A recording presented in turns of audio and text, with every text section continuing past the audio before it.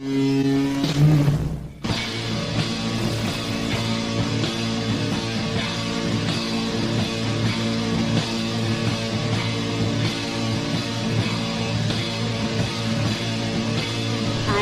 Morris with the NSA.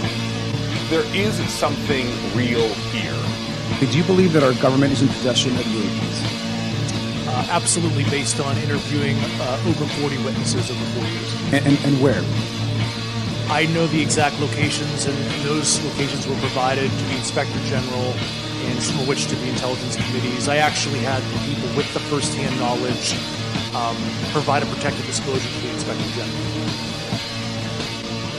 Biologics came to some of these recoveries. Those could represent exquisite new adversary technology. Non-human, and that was the assessment of people with direct knowledge on the program I talked to that are currently still on the program. The government is covering up some level of its knowledge and understanding about what some of those things are.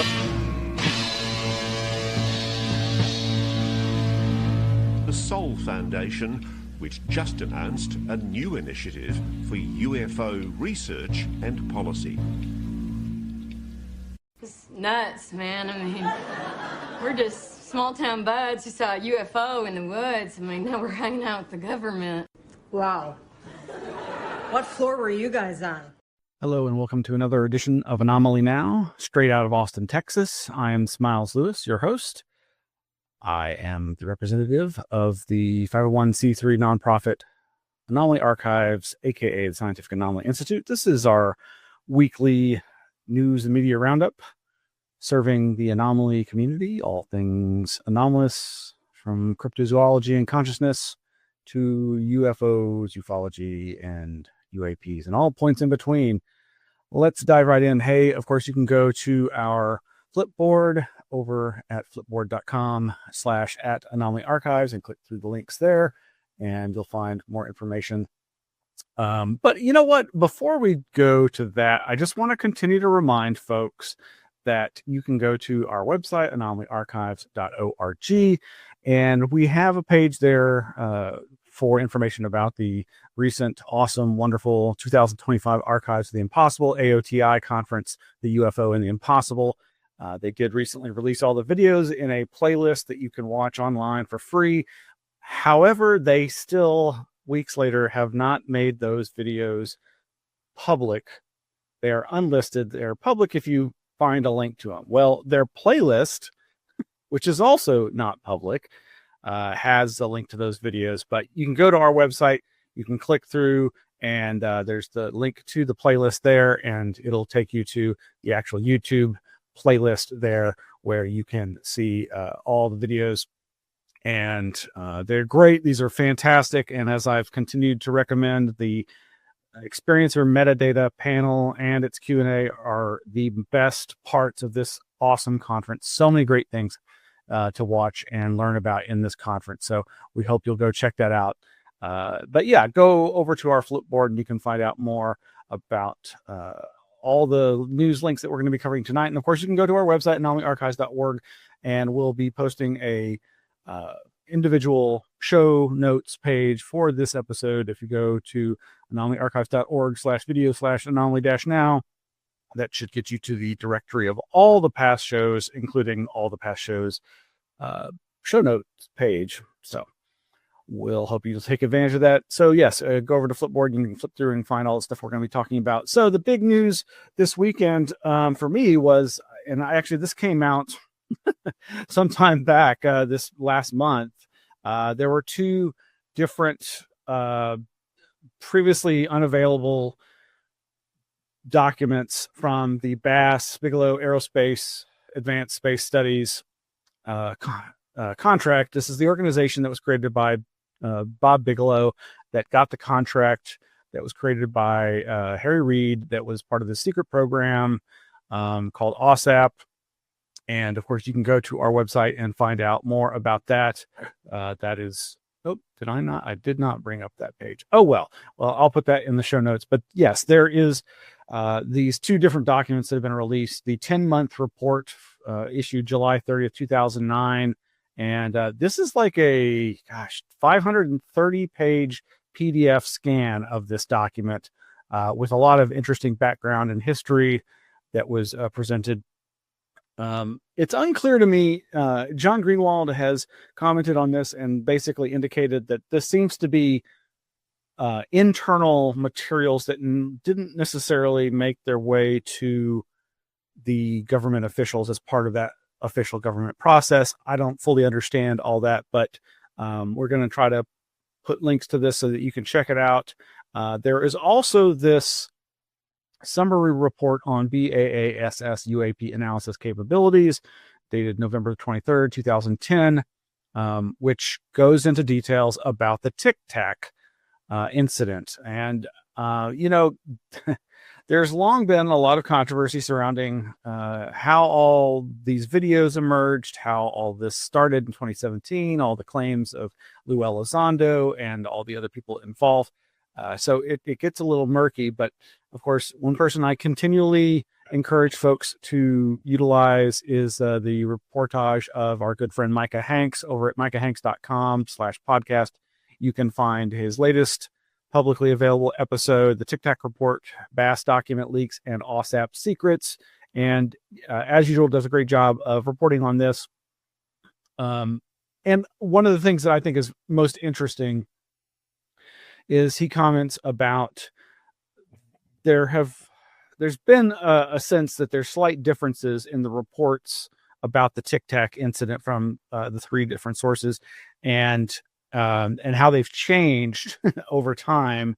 And without making accusations, it does appear that for whatever reason, certain details of this incident have the story has changed slightly over time. I encourage you to go listen to that and hear what he has to say about that. And on the page that we've created at the Anomaly Archives for this, for the BAAS-AAWSAP documents that are coming out, are links to a lot of excellent information. I wonder if I can just pull that up. Yeah, maybe. No. No, it's not going to work. Okay, well, anyway, our other friend Christian Lambright has written a lot about this, and one of the interesting things that's of course come out in these documents is the reference to an individual named Doug Kurth, Kurth, who according to Jacques Vallée's journals ended up being he was one of the original Tic Tac witnesses, and somehow became part of the team, the IT department team, working with Vallée on his Capella database at BAAS. I have yet to hear exactly how that string of coincidences came about, but I'm sure it's very interesting. We shall see. Well, moving right along, where was it going to go next? Oh, yes. So this weekend was, of course, Contact in the Desert, what's often described as the largest UFO contact-oriented UFO event going on these days. And lots of interesting stuff happening, of course. And I don't really have anything to show about this or talk about, but there was a lot of interesting presentations, of course, and the telepathy tapes that we talked about a lot on this podcast. One of the doctors that's involved in that project was there with a team of mother and daughter, I think, and did a live experiment of this kind of phenomenon. And apparently it's impressed a lot of people. There's a leaked video of it, but it's really not worth showing. But if you search online, you can find information about that. But I'm sure you'll be hearing a lot about things like that coming out of the Contact in the Desert event. But the thing that caught my attention was the Anomalous Coalition, the multi-subreddit group that had done a series of AMA Ask Me Anythings online, did one this weekend, and I was completely caught off guard by it, but did catch some of the proceedings live, and you can go and watch the rebroadcast of that. Again, we'll post a link to that. But there were some clips I did want to play where Jacques Vallée. So this was hosted by or moderated by Leslie Kean, featuring Jeff Kripal and Jacques Vallée, a great combo there. And they were answering questions posted in Reddit about UFOs, of course, UAP. And the two things that caught my eye that I did get to see live, and which I really want to share with you now, are from, of course, Jacques Vallée. The whole thing is probably worth watching. I haven't seen the entire thing, but let's see. Right. So this first thing is Jacques Vallée being asked a very important question that relates to, I've been ranting about Klaus and others' commentary about the issue of Peter Thiel and his database hoovering up information, his alleged connections to Enigma Labs, as well as the murky funding of that and its use as a data gathering tool.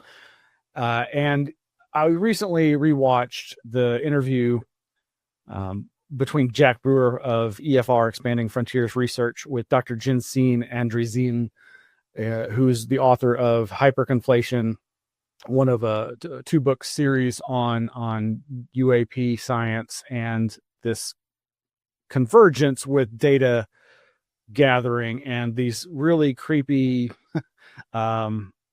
government connections involving this woman, Kirsten Bartok Touw, Touw,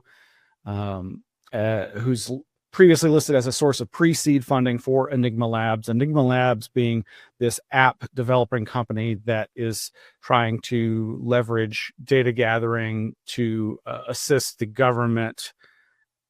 But there is some very murky connections here. So I highly recommend this article from August of 2023 by Jack Brewer, which links also to the video interview with Dr. Jensine Andreessen, and also again Klaus of Patterns Tell Stories podcast, his article Why Matthew Brown's Testimony is Important, which just setting aside the whole issue of Matthew Brown's testimony, there's good information in this article about these murky connections. Why am I bringing this all up as I diverged off of my mentioning of this Contact in the Desert and video? Well, let me play this. There's two clips I want to play. This first one is relevant to this and is from Jacques Vallée. Yeah, here we go. It's pretty long. Next question, I guess, please. A question for Jacques from our UFO Sloth. Jacques, a question regarding the following excerpt from your latest book, Forbidden Science 6, quotes, "Opulence was de rigueur as Gary Nolan and I politely awaited our turn to present our speculative deal before venture tycoon Peter Thiel, an investment genius and Donald Trump supporter," close quotes. What exactly did you and Gary Nolan pitch to Peter Thiel, and is that project still alive in some form today? Peter Thiel has gone on to help fund a project led by a very bright woman to build advanced databases, which obviously where he can be of great counsel, and in terms of capturing UFO experiences and looking for patterns within it. And I think people in the field have been aware of that effort to gather those databases, and it's ongoing. And the question was, we were looking for something different because of the work we've been doing with recovered objects or recovered materials after landings, after interaction with UFOs, and we wanted to show Mr. Thiel what we had, to see what ideas he would have. I have a lot of respect for him as a very successful colleague in venture capital. He was successful in funding companies that some of us had tried to do and couldn't do. One of them was PayPal. PayPal is not an easy system to build, and there had been many failures before. He was one of the key investors in PayPal.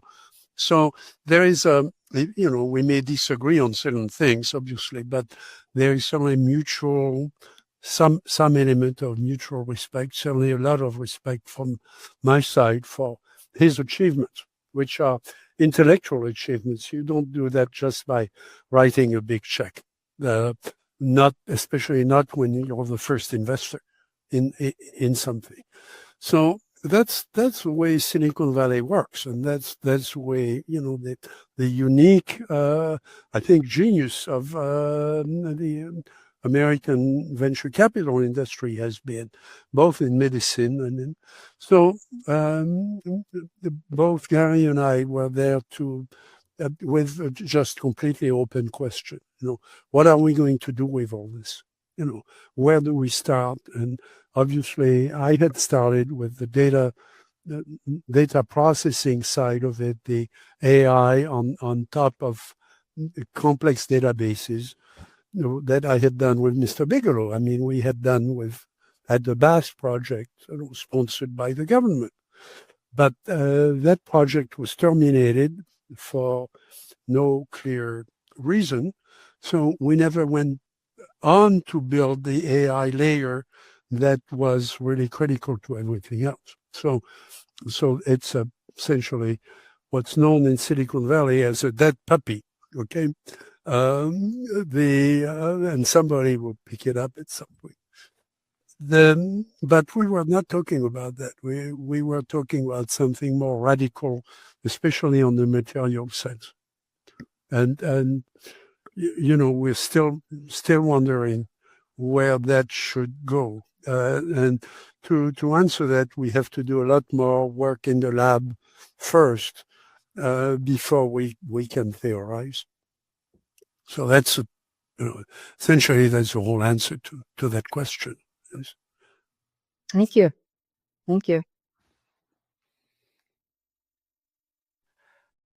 So, he didn't name the person. I suspect it's the person named by Dr. Jensen. Valet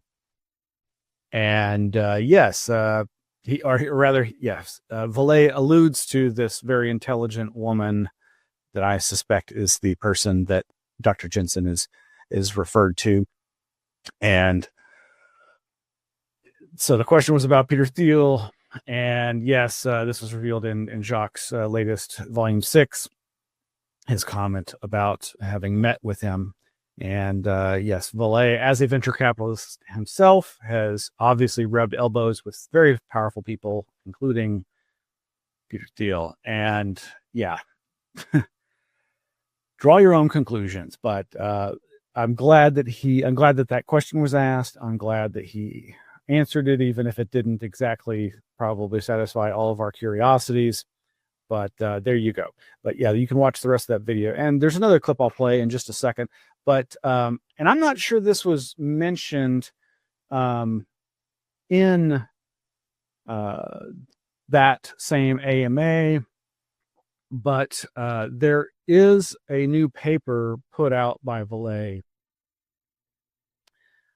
in Progress in Aerospace Sciences. The journal Progress in Aerospace Sciences advises that there are a number of papers on UAP scheduled for publication in a special issue of this journal. So yes, over at ufos-scientificresearch.blogspot.com, that is the unidentified anomalous phenomena scientific research blog of Keith Basterfield and Pauline Wilson.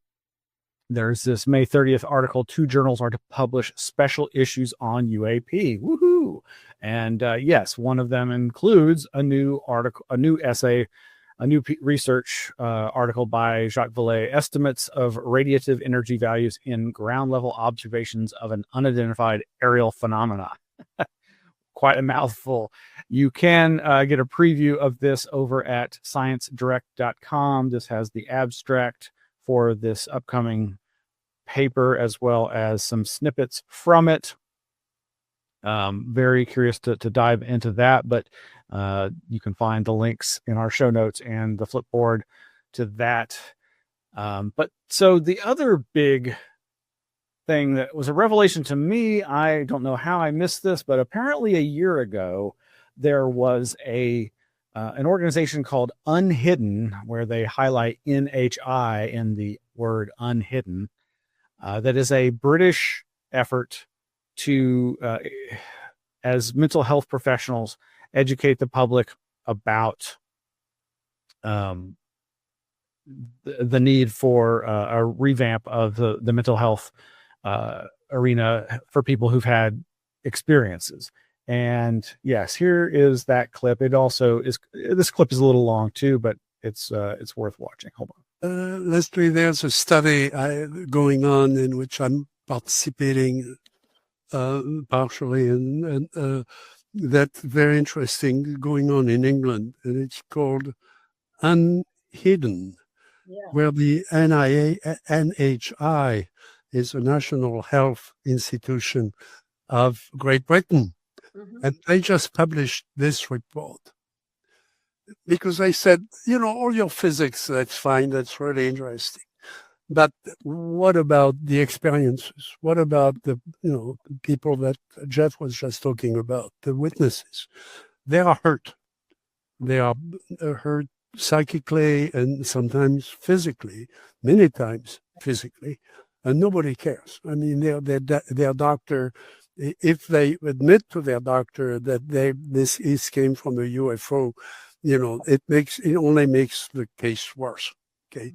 It's called the impact of exceptional experiences. Yeah. Could you pull it up again? So, disclosure. Yeah, on mental health. Okay. And I know that the group has a website, so I'm assuming that paper is available on their website. Yes. Thank you. So that study is being funded in England, and they use a graph that comes from a presentation I made at Stanford a couple of years ago about the distribution of cases. Now, on close to zero, you see that little hill, which is the cases that Congress talks about, cases that come from airplanes, from the armed forces, from people in government, and so on. And then the curve to the right is the cases that I study. And those are from farmers, people in the field, people who've seen something, who've been hurt as well. But they,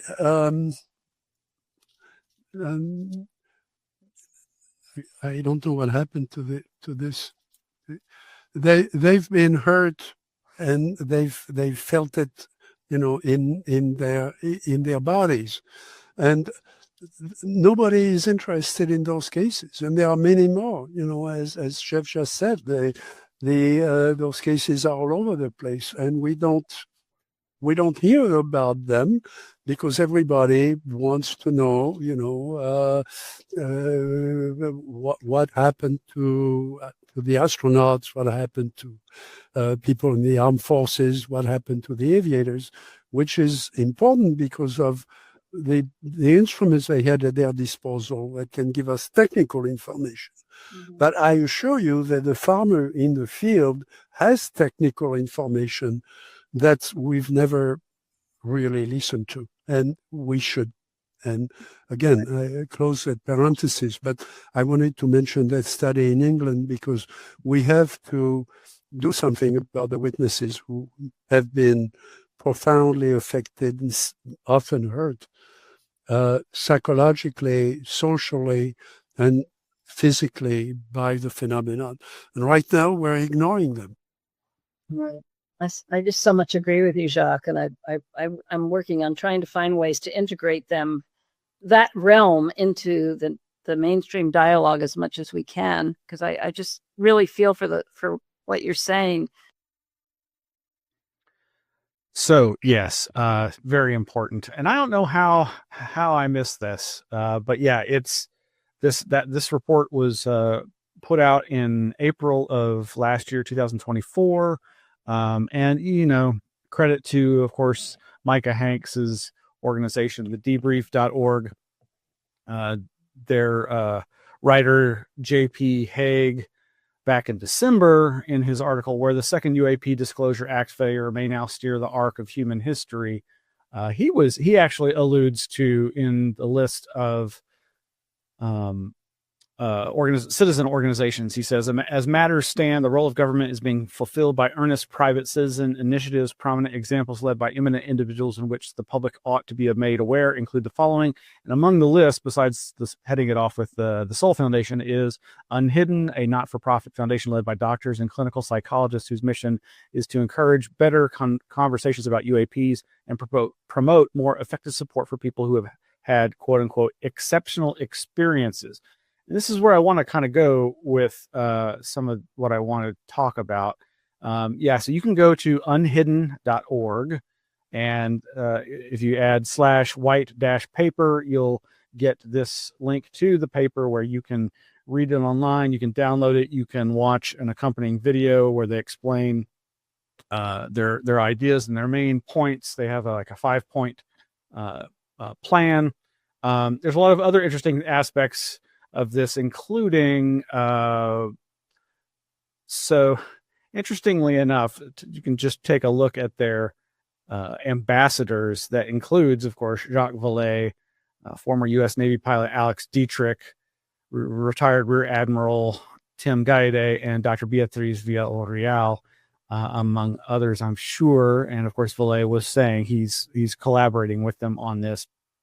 But yeah, this was released in April of last year, and just now being reminded of it or finding out about it. But so their uNHIdden's 5 recommendations include: the UK government should publicly acknowledge that UAP sightings and other forms of exceptional experiences are real, and that the people who have experienced them may need care and support. 2, the NHS and professional bodies should develop guidance for health and social care professionals to make it easier for them to consult patients presenting the exceptional experiences in a non-judgmental and evidence-based manner. And you can read the rest at their website. That is from their X account. So the paper, which is only about 47 pages long, so here in their table of contents is the section on exceptional experiences. What do we mean by exceptional experiences? I was, of course, curious about this for reasons I'll express here momentarily. But yeah, if you go down to where they talk about exceptional experiences, what do we mean by them? And they're basically just saying, according to these different polls, that whether it's more recent polls like this YouGov poll from May of 2021, 1 in 14 Britons say that they have seen a UFO. Many respondents also have a family member, friend, or someone else they know who says that they have seen one. This is interesting. He says, this means that overall 1 in 5 Britons, 20%, say that they or someone they know have seen a UFO.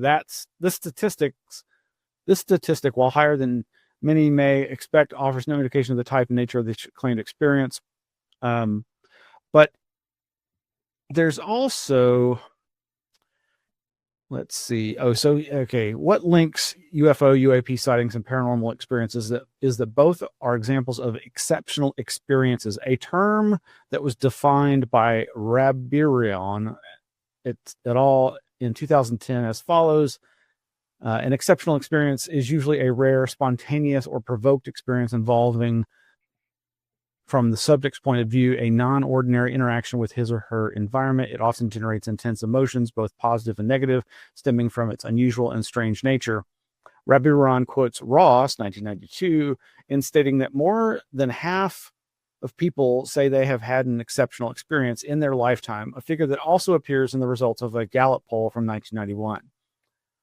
This means that exceptional experiences are more common in the general population than the probability of developing cancer.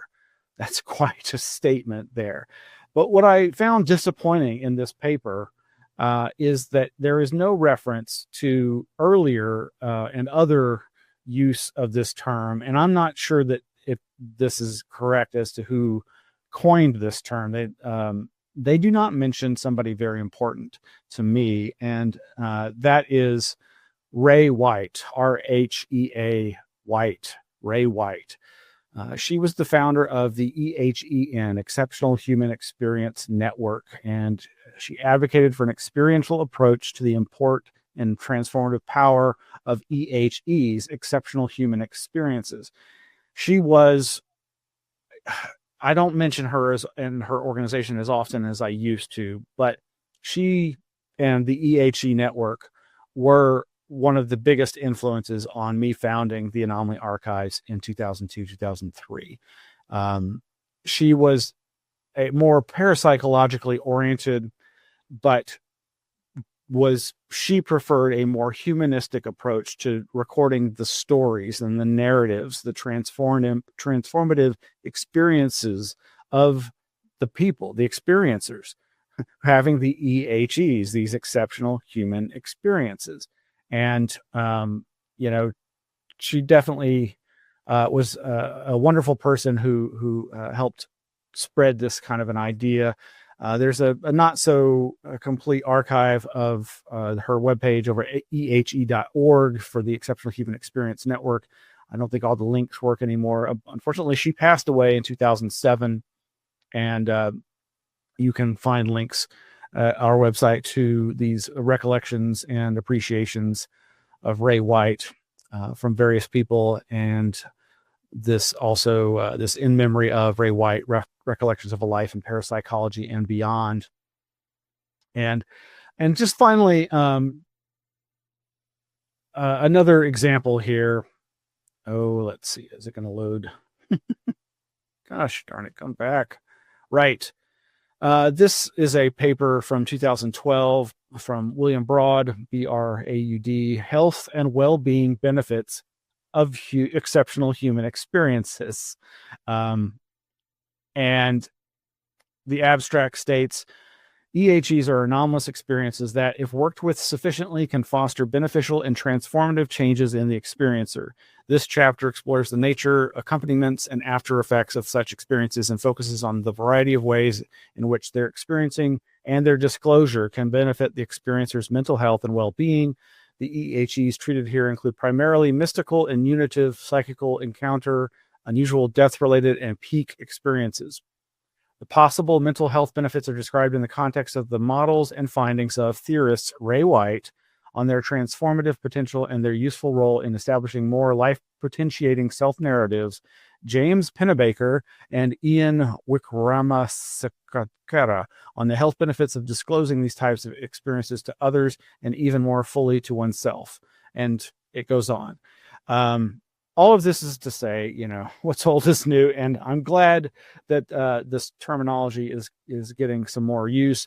It goes back to my support and encouragement for people like Jacques Vallée, who, as much as, yes, he's rubbed elbows with people who I have grave concerns about, I have never lost faith in Vallée's ability to navigate this complex world of ours and the important people that he undoubtedly and we know has come into contact with, as chronicled in his journals, which he has thankfully provided to us.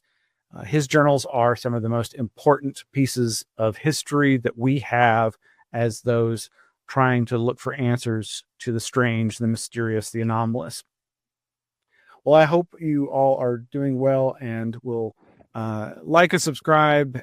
Consider going to our patreon.com/Anomaly Archives page and becoming a member, either for free or helping donate, so that we can get a new physical location very, very soon. That's going to be it for us. Good night.